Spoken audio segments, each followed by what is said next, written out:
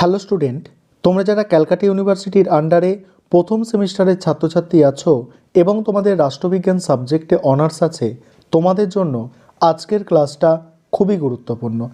আজকের ক্লাসে তোমাদের সিসি 1 পেপারের সাজেশান নিয়ে আলোচনা করব। আর সাজেশানটা তোমরা বেঙ্গলি ভার্সান এবং ইংলিশ ভার্সান দুটো ভার্সানেই পেয়ে যাবে। প্রথমে আমি বেঙ্গলি ভার্সানটা আলোচনা করব, তারপরে ইংলিশ ভার্সান সাজেশানটা তোমরা দেখে নেবে।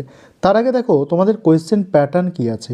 প্রথম সেমিস্টারে অনার্সের কোয়েশ্চেন প্যাটার্ন, অনার্সে 5 নম্বরের প্রশ্ন থাকবে যেটা তোমাদের 100 শব্দের মধ্যে লিখতে হবে। 10 নম্বরের প্রশ্ন থাকবে যেটা তোমাদের 150 শব্দের মধ্যে লিখতে হবে, এবং যেগুলো 20 নম্বরের প্রশ্ন সেগুলো 500 শব্দের মধ্যে লিখতে হবে। এবারে তোমরা সম্পূর্ণ সাজেশানটা দেখে নাও। তার আগে যে বিষয়টা তোমাদের বলার আছে যে তোমাদের জন্য অনলাইন কোচিং ক্লাস চলছে।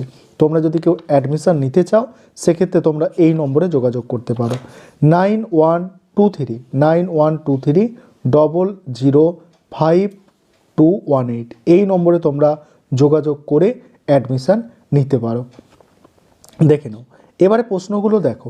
তোমরা 10 নম্বর এবং 20 নম্বরের জন্য যে প্রশ্নগুলো তৈরি করবে দেখে নাও। প্রথম প্রশ্ন, ক্ষমতা ও কর্তৃত্বের মধ্যে সম্পর্ক আলোচনা করো। এটা 10 নম্বরের প্রশ্ন হয়, এটা 20 নম্বরে হয় না। তারপর দেখো, সার্বভৌমিকতা সম্পর্কে একত্ববাদী তত্ত্বটি আলোচনা করো। এটা 10-এ বা 20-তে আসতে পারে। সার্বভৌমিকতা সম্পর্কে বহুত্ববাদী তত্ত্বটি আলোচনা করো। এটাও 10 নম্বর বা 20 নম্বরে আসতে পারে। পরের প্রশ্ন, সাম্য ও স্বাধীনতার মধ্যে সম্পর্ক আলোচনা করো। এটাও 10 নম্বর বা 20-তে আসতে পারে। আইন ও স্বাধীনতার মধ্যে সম্পর্ক আলোচনা করো। এটা 10, 20 উভয় যে কোনোভাবে আসতে পারে। রলস ন্যায় বিচার সম্পর্কে রলসের তত্ত্বটি লেখো। এটাও 10 বা 20-তে আসতে পারে। গণতন্ত্র সম্পর্কে ডেভিড হেল্ডের শ্রেণীবিভাগ লেখো। এটাও 20 নম্বরের প্রশ্ন আসবে। কর্তৃত্ববাদী রাজনৈতিক ব্যবস্থা বলতে কী বোঝো, এর বৈশিষ্ট্য ও শ্রেণীবিভাগ লেখো। এটা 10 বা 20-তে আসতে পারে। তারপর দেখো, নাগরিকতার সংজ্ঞা দাও, নাগরিকতা অর্জন ও বিলোপের উপায় লেখো। এটাও তোমাদের 10 নম্বর বা 20 নম্বরে আসতে পারে। এখানে অংশগ্রহণমূলক গণতন্ত্র যেটা বলা হয়েছে এটা 10 নম্বরে আসার সম্ভাবনাই বেশি। আর এই উন্নয়নমূলক গণতন্ত্র সম্পর্কে লেখো। এটাও তোমাদের 10 নম্বরেই আসার সম্ভাবনা বেশি। পরের প্রশ্ন আছে, আইনের সংজ্ঞা দাও, আইনের বিভিন্ন উৎসগুলি আলোচনা করো। তারপরে প্রশ্ন, তুমি কি মনে করো আধুনিক রাষ্ট্রের সার্বভৌম অস্তিত্ব বর্তমানে কোনো চ্যালেঞ্জের মুখোমুখি হয়েছে? তোমার উত্তরের সপক্ষে যুক্তি দাও। তারপরে প্রশ্ন, জাতি ও রাষ্ট্র বলতে কী বোঝো, এদের মধ্যে পার্থক্য লেখো। নেক্সট প্রশ্ন আছে, স্বাধীনতা সম্পর্কে জন স্টুয়ার্ট মিলের ধারণা। এটাও তোমাদের 20 নম্বরে আসার সম্ভাবনা বেশি। তারপরে আছে, রাষ্ট্রের বিরুদ্ধে প্রতিরোধের অধিকার সম্পর্কে আলোচনা করো। নেক্সট প্রশ্ন, অধিকার সম্পর্কে স্বাভাবিক অধিকারের তত্ত্বটি ব্যাখ্যা করো। এক্সট্রা তোমরা কিছু প্রশ্ন দেখতে পারো, রাষ্ট্রের সংজ্ঞা, রাষ্ট্রের বৈশিষ্ট্য। পরের প্রশ্ন আছে দেখো, পরের প্রশ্ন আছে, স্বাধীনতার সংজ্ঞা, স্বাধীনতার রক্ষা কবচগুলি আলোচনা করো বা লেখো। তারপরে আছে, সাম্যের সংজ্ঞা দাও, সাম্যের বিভিন্ন রূপ বর্ণনা করো।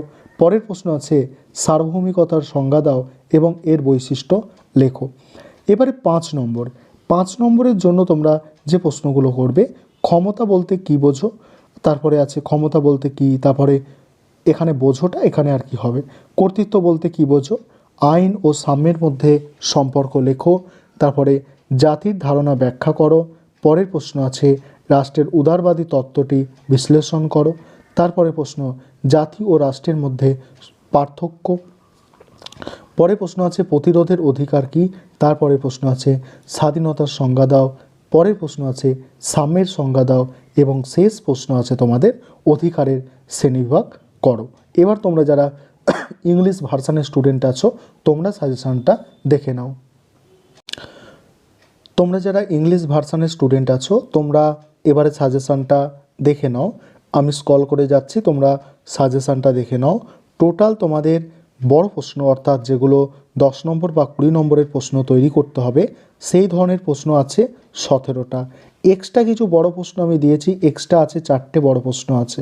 এবং 5 মার্কসের যে কোয়েশ্চেন অর্থাৎ 5 নম্বরের প্রশ্ন সেগুলো দেখো স্ক্রল করে যাচ্ছি।